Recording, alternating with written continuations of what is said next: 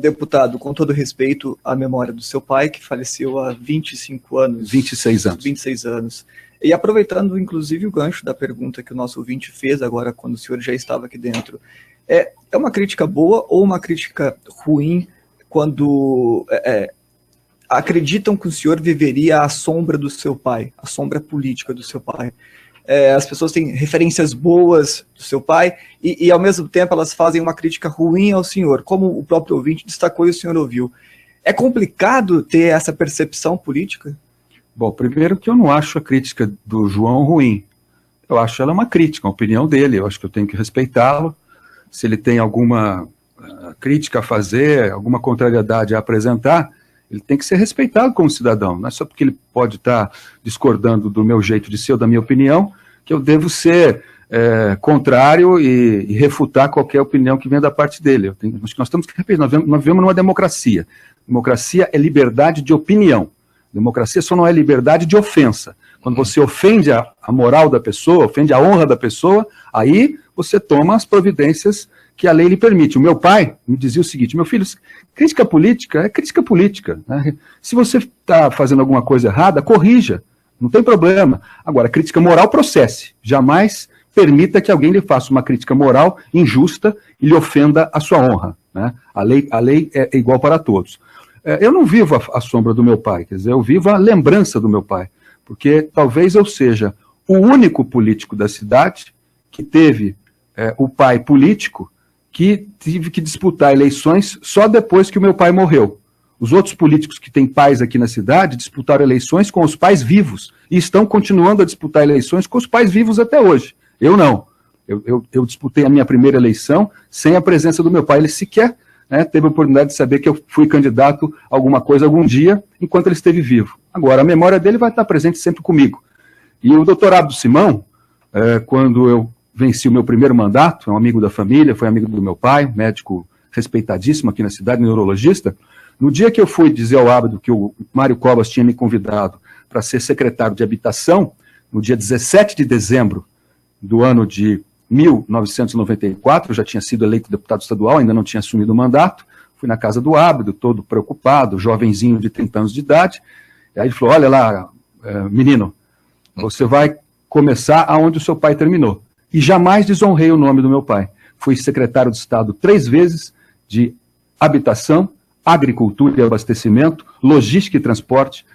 Fui 3 vezes deputado estadual, líder de bancada na Assembleia, líder do governo Alckmin na Assembleia, 3 vezes deputado federal, fui líder da bancada do PSDB em 2011, no momento em que 6 ministros do governo Dilma foram demitidos por indícios de corrupção, fiz o papel de oposição conforme a sociedade esperava, voltei agora para o meu mandato para cumprir o papel de protagonismo de Ribeirão Preto na questão do impeachment. Foi a cidade que mais intensamente participou, com 80 e 100 mil pessoas nas ruas, pedindo a mudança do governo pela agressão com que a presidente Dilma fez a Constituição e, portanto, por isso, justamente, conforme a Constituição, ela foi afastada do mandato. O Brasil vive novos ares, nós estamos com uma queda da inflação, perspectiva de queda dos juros, vamos viver no final desse ano uma balança comercial de quase 50 bilhões de dólares, coisa que, infelizmente, nunca tinha sido previsto ao longo desses últimos anos. Então, o Brasil começa a se reencontrar,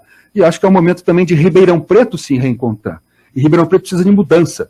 A mudança não vem simplesmente na palavra ou numa roupagem modeladamente diferente. Ela vem através do comportamento. E é só o eleitor comparar os candidatos que estão se apresentando, quem ele encara como verdadeiramente oposição. Eu disputei a eleição no segundo turno contra a atual prefeita. Foi uma eleição muito difícil, ela tentou ganhar no primeiro turno, não conseguiu. O Ibope, no último dia do segundo turno, deu uma diferença de 18% de vantagem para ela, e a diferença ficou em pouco mais de 3%. Ontem saiu uma pesquisa do Ibope dando uma vantagem grande para um outro candidato. Quer dizer, o Ibope não está com essa bola toda em Ribeirão Preto para opinar em relação à pesquisa. Quem escolhe... O Ibope não tem muito Ibope, né? O Ibope tem pouco Ibope aqui em Ribeirão Preto. Quem tem que opinar aqui em Ribeirão Preto é o eleitor, e o eleitor de Ribeirão Preto não vai deixar ninguém votar para ele. Se você tem uma opinião contrária a um candidato, defenda a opinião do seu candidato. Se você tem sugestões a dar, dê ao seu candidato. Eu vou fazer uma campanha de propostas, uma campanha construída em cima de conquistas para Ribeirão Preto. Eu nunca fui prefeito da cidade. Meu pai foi num período onde eu ainda não tinha entrado na política. Quando ele deixou a prefeitura, eu tinha 18 anos de idade, em 1983, janeiro de 1983. Eu era muito jovenzinho, estava ainda nos bancos da escola, né? Ele morreu em 90, só depois do falecimento dele que eu fui disputar a eleição.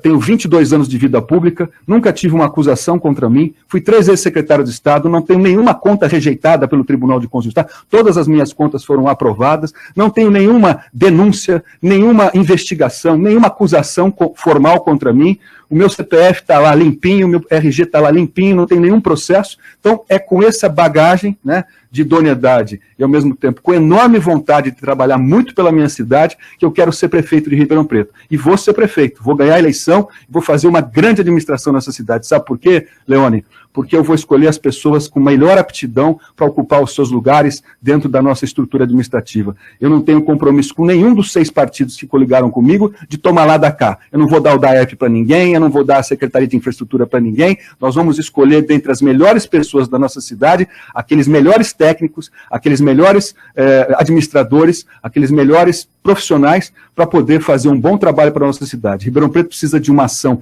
emergencial para colocar a zeladoria em ordem, é tampar o buraco, cortar o mato, não deixar vazar água, reduzir despesas, reduzir o custeio da máquina, ou seja, despesas de custeio, aumentar as despesas de capital, ou seja, aumentar investimentos, criar oportunidade para que os bairros da cidade, que são hoje verdadeiros centros, o centro de Ribeirão virou bairro.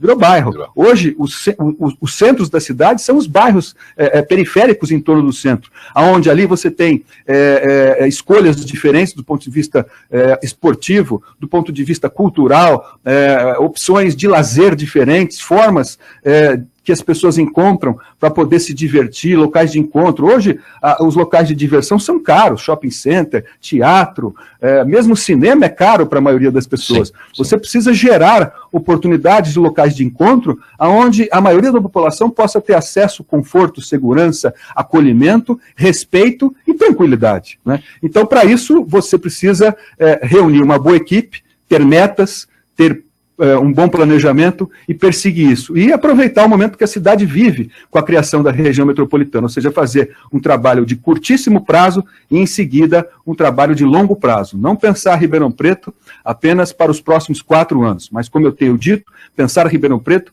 até 2050, quando a nossa cidade vai superar 1 milhão de habitantes. E você imagina como é que vai ser essa cidade quando tiver 1 milhão de habitantes.